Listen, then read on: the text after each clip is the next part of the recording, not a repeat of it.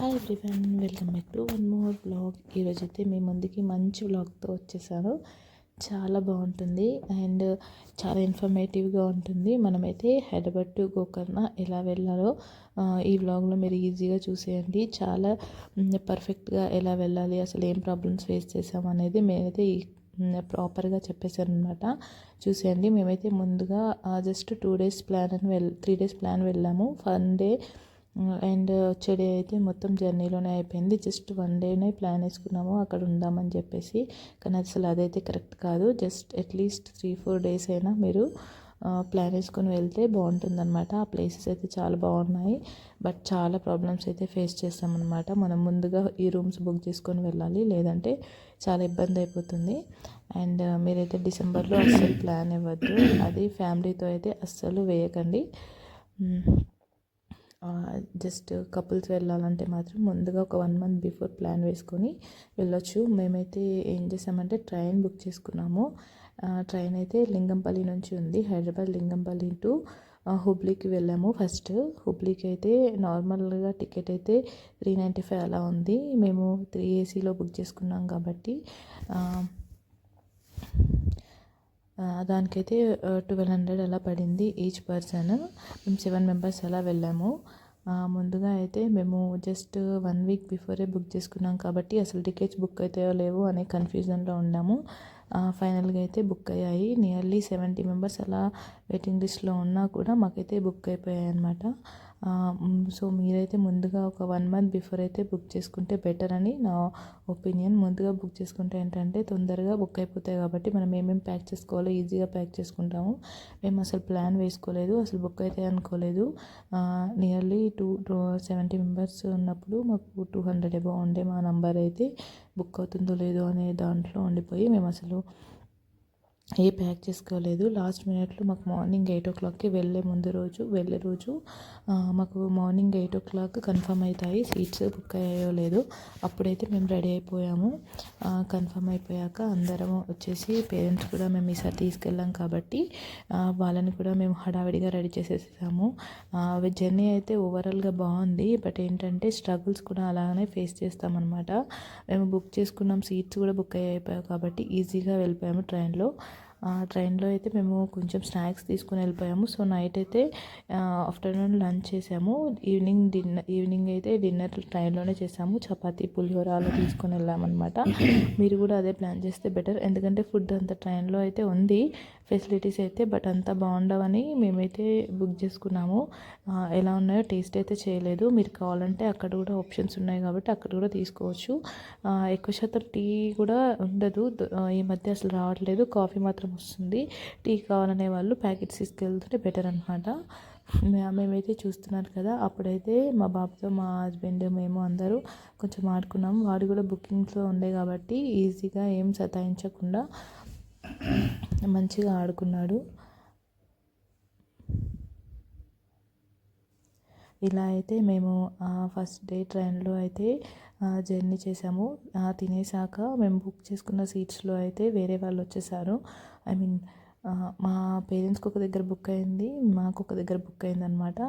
వాళ్ళు ఉన్న సీట్స్లో బుకింగ్ చేసుకున్న వాళ్ళు వచ్చేసారు. సో మేమైతే ఇదంతా తినేసి అలా డిన్నర్ చేసేసాక మా ప్లేస్లోకి అయితే వెళ్ళి పడుకున్నాం అనమాట. డిసెంబర్లో అయితే చాలా క్రౌడ్ ఉంది. గోకర్ణ అయినా ముద్రేశ్వర్ అయినా. మేమైతే ఫస్ట్ గోకర్ణ నుంచి ముద్రేశ్వర్ ప్లాన్ చేసాము. లగేజెస్ అయితే చాలా ఎక్కువైపోయాయి. అది వింటర్ కాబట్టి ఇంకా ఎక్కువైపోయాయి. మీరైతే సమ్మర్లో ప్లాన్ చేస్తే బాగుంటుంది.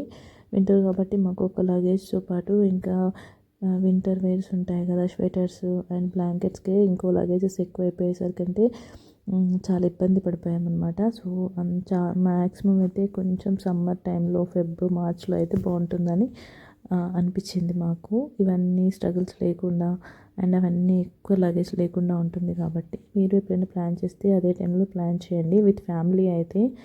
అండ్ ఆ లొకేషన్స్ అయితే ఫ్యామిలీస్ అండ్ ఫ్రెండ్స్తో కూడా వెళ్ళొచ్చు. అలా ఏం లేదు ఓన్లీ ఫ్రెండ్సే వెళ్ళాలి, ఓన్లీ కపుల్సే వెళ్ళాలని లొకేషన్స్ మాత్రం చాలా బాగున్నాయి.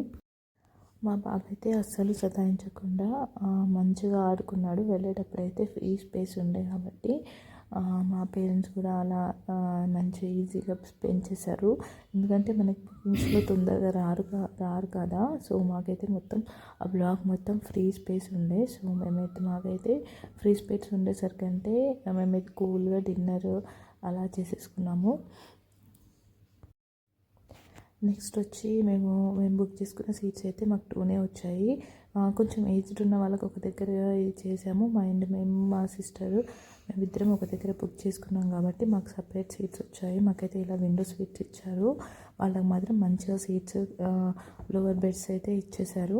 సో మాకైతే ఈజీగా అయిపోయింది. వాళ్ళు అక్కడ పడుకున్నాక మేమైతే మా బుక్ అయిన సీట్స్లో అయితే మేము వెళ్ళి కూర్చొని ఇలా టైం స్పెండ్ చేస్తున్నాము. బయట అయితే కొంచెంసేపు ట్రైన్ ఆగింది కాబట్టి మేము బయటకు వచ్చి కొంచెం టీ తాగి మొత్తం లొకేషన్ చూసుకొని జస్ట్ చిన్న ఫోటో సెక్షన్ లాగా ఫొటోస్ అయితే దిగేసి మళ్ళీ ట్రైన్లో వెళ్ళి కూర్చున్నాము. ఆ రోజైతే వాడు కొంచెంసేపు ఆడుకున్నాడు మా బాబు కూడా. తర్వాత వచ్చి పడుకున్నాం అనమాట. పడుకున్నాక నెక్స్ట్ డే వచ్చేసి ఇలా మార్నింగ్ మనకి 6 o'clockకి మనకి హుబ్లీలో దించేస్తుంది. రైల్వే స్టేషన్ అయితే చాలా బాగుంది. మేమైతే బాగా ఎంజాయ్ చేసాము అక్కడ. తర్వాత అయితే అక్కడ నుంచి మనకు ఒక నియర్లీ ఈచ్ పర్సన్కి 100-120 ఛార్జ్ చేస్తారు. హుబ్లీ బస్ స్టాండ్కి ఈచ్ ఆటోకి 100-120 ఛార్జ్ చేస్తారు. హుబ్లీ బస్ స్టాండ్కి అయితే వచ్చేసాము. అలా హుబ్లీ బస్ స్టాండ్కి వచ్చేసాక మేమైతే కొంచెం టీ తాగాము. మేము ఆల్రెడీ తీసుకొచ్చుకున్నాం కాబట్టి చపాతీ కర్రీస్ ఉన్నాయని చెప్పేసి మేమైతే బ్రేక్ఫాస్ట్ ఏం చేయలేదు. అక్కడైతే బాగా టీ తాగాము, చాలా బాగుంది. అండ్ తర్వాత వచ్చేసి ఇలా మనము కుంటాకి వెళ్తున్నాం అనమాట. మేము కుంటాకి ఫస్ట్ స్టార్ట్ అయిపోయాము. కుంటాకి అయితే మిడిల్లో ఉంది కాబట్టి మేమైతే అక్కడ దిగిపోయి ముద్రేశ్వర్కి వెళ్ళడానికి స్టార్ట్ అయిపోయాము. ఇలా లొకేషన్ అయితే అక్కడ చాలా బాగుంది. మనకంతా ఏం టైర్డ్ అయిపోము. కొంచెం బ్యాక్ కూర్చున్నాము. మేము బ్యాక్ కాకుండా ఫ్రంట్ కూర్చుంటే బెటర్ అని ఒపీనియన్ అనమాట. చాలా ఘాట్ రోడ్డులా ఉంటుంది కానీ లొకేషన్ బాగుంది చూడడానికి. హుబ్లీ నుండి డైరెక్ట్ ముద్రేశ్వర్కి అయితే మనకి బస్సెస్ ఉంటాయి ఫెసిలిటీ. బట్ దానికి నియర్లీ 4-5 hours పడుతుంది. మాకైతే 350-400 దాకా చెప్పారు. బట్ మేమైతే ముందుగానే అక్కడ ఎందుకు టైం వేస్ట్ చేయడం అని మాకు బస్సెస్ లేకుండే మేమున్న టైంకి. సో మేము కుంటా వరకు వెళ్ళాము. కుంటా వరకు వెళ్ళి కుంటా నుంచి మళ్ళీ ముద్రేశ్వర్ బస్సు ఎక్కేసామన్నమాట. అలా నియర్లీ దానికి కూడా మనకి అంతే ఛార్జ్ పడింది. కుంటా వరకు 200, అక్కడ నుంచి 30 rupees ఈచ్ పర్సన్ అలా పడింది. 250 వరకు పడింది అనమాట. తర్వాత మేమైతే ముద్రేశ్వర్కి వచ్చాము. అక్కడ నుంచి మళ్ళీ ఆటో ఫెసిలిటీ తీసుకున్నాము. ఆటో నుంచి ముద్రేశ్వర్ బస్ స్టాండ్ టు ముద్రేశ్వర్ టెంపుల్ వరకు వచ్చాము. తర్వాత అక్కడికి వచ్చాక మాకైతే చాలా ప్రాబ్లం అయిపోయింది. అక్కడ మనకైతే రూమ్స్ అంతగా అవైలబుల్గా లేవు ప్రాపర్గా. చాలా లాంగ్లో డిస్టెన్స్లో ఆటో వాళ్ళు అయితే ఆపేశారు.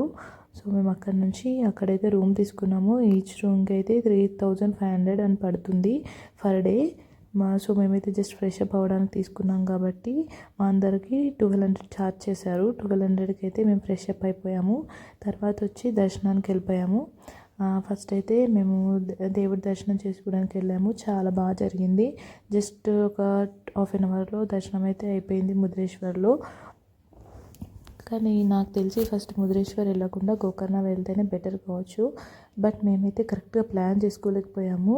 సో మేమైతే ముందుగా అయితే మీరు గోకర్ణ వెళ్ళి తర్వాత ముద్రేశ్వర్ చేసుకుంటే బెటర్. అలా దర్శనం అయిపోయాక 30 minutesలో దర్శనం అయిపోయాక అక్కడ పైన ఒక లొకేషన్ది 18 అంతస్తుల పైన వెళ్ళి చూడాలన్నమాట. చాలా బాగుంది వ్యూ అయితే. బట్ అంతా ప్రిఫేర్ చేయకపోవడం అనేది మీ ఆప్షన్. అదంతా యూస్ఫుల్ కూడా కాదు. జస్ట్ ఫుల్ రష్ ఉండే క్రౌడ్లో కాబట్టి మాకైతే చాలా వేస్ట్ చేసాం టైం అనిపించింది. ఎందుకంటే మాకు బీచ్ ఎంజాయ్ చేయడానికి టైం సరిపోలేదన్నమాట. సో వెళ్ళేసరికి అదంతా చూసుకునేసరికి మాకు 6-7 అయిపోయింది. ఎందుకంటే మేము ముద్రేశ్వర్లో రీచ్ అయ్యేసరికి మాకు 1:30-2 అయిపోయేసరికి మళ్ళీ రెడీ అయ్యి ఫ్రెష్ అప్ అయ్యి వెళ్ళి దర్శనం చేసుకొని వచ్చేసరికి 6 అయిపోయింది. చాలా మెంబర్స్ కూడా ఉన్నాం కాబట్టి మాకు అంతగా టైం సరిపోలేదు. బీచ్లో అయితే మేము అలా తర్వాత డ్రెస్సెస్ చేంజ్ చేసుకొని చాలా లాంగ్ ఉన్నాయి రూమ్స్ కూడా. చాలా ప్రాబ్లం అనిపించింది ఇటు వెళ్ళడం రావడం కానీ తిరగడము. అసలు మనమైతే టెంపుల్ దగ్గర మీరు రూమ్ తీసుకోండి, ముందే బుక్ చేసుకొని పెట్టుకుంటే అయితే చాలా ఈజీగా ఉంటుంది. పీస్ఫుల్గా దర్శనం చేసుకొని అక్కడ ఉన్న బీచ్ని టెంపుల్ని అయితే మళ్ళీ ఎంజాయ్ చేయొచ్చు. తర్వాత మా బాబాయ్ అయితే ఇసుకలో చాలా బాగా ఎంజాయ్ చేస్తున్నాడు. అలా ఒక 10 మినిట్స్ వరకు, ఒక నియర్లీ హాఫ్ అన్ అవర్ వరకు మేము అక్కడ ఉన్న బీచ్ దగ్గర కూర్చొని కొంచెంసేపు ఎంజాయ్ చేసేసి మళ్ళీ మేము ఒక హోటల్కి వెళ్ళిపోయి ఫుడ్ అయితే తిన్నాము. ఆఫ్టర్ డిన్నర్ చేసుకున్నాం అనమాట. ఇదంతా అయిపోయాక, డిన్నర్ అయిపోయాక మళ్ళీ అక్కడ నుంచి మేము గోకర్ణకి అయితే ప్లాన్ చేసాము. నైట్ ప్లాన్ చేసాము. యాక్చువల్గా మురుడేశ్వర్లో ఉంటే మాకైతే చాలా పీస్ఫుల్గా మంచిగా ఎంజాయ్ చేసేవాళ్ళము. మాకు అసలు టైం సరిపోలేదు అండ్ ప్లానింగ్ కూడా కరెక్ట్గా కుదరలేదు అని చెప్పాను కదా. సో మీరైతే ఫస్ట్ డే వెళ్ళినప్పుడు ఎక్కడ వెళ్తారో అక్కడే స్టే చేస్తే బెటర్ అని నా ఒపీనియన్ అనమాట. ఫస్ట్ అయితే అక్కడ నుంచి మేము మళ్ళీ బస్ ఫెసిలిటీ నుంచి తీసుకొని ఇలా కొంచెం ఎంజాయ్ చేశాక, డిన్నర్ చేశాక బస్ ఫెసిలిటీ టు మేము నెక్స్ట్ డే ఆ రోజు నైటే మేము గోకర్ణకి వెళ్ళిపోయాము. అసలు రూమ్స్ అయితే అస్సలు దొరకలేదు, ఫుల్ క్రౌడ్. డిసెంబర్లో అస్సలు ప్లాన్ చేయొద్దు. మరీ చిల్డ్రన్స్ కానీ పెద్దవాళ్ళని మాత్రం అస్సలు తీసుకొని వెళ్ళొద్దు. జస్ట్ కపుల్స్ అండ్ ఫ్రెండ్స్ అంటే వెళ్ళొచ్చు. అది కూడా బుకింగ్స్ చేసుకొని వెళ్తే మాత్రం చాలా హ్యాపీగా ఎంజాయ్ చేస్తారు. ఇది ఓవరాల్గా అయితే మా ఎక్స్పీరియన్స్. అండ్ ఎంజాయ్మెంట్ అయితే బాగుంది, లొకేషన్స్ అయితే అన్నీ బాగున్నాయి. కానీ మనం ఒక ప్రాపర్ ప్లానింగ్లో వెళ్తే అయితే చాలా ఎంజాయ్ చేసి కూల్గా వస్తారని నా ఒపీనియన్. ఇలా ఇక్కడైతే మేమైతే బాగా ఎంజాయ్ చేస్తున్నాము. అండ్ ఈ వీడియో నచ్చినట్టయితే సబ్స్క్రైబ్ చేయండి. ఇది ఓన్లీ ఫస్ట్ పార్ట్ మాత్రమే, Day 1 అండ్ Day 2 ఎలా జరిగింది, ఏం ప్రాబ్లమ్స్ ఫేస్ చేసాము అసలు అని చెప్పేది మేము తర్వాత పార్ట్లో చెప్తాను. చూసేయండి అండ్ సబ్స్క్రైబ్ చేయడం మాత్రం మర్చిపోవద్దు.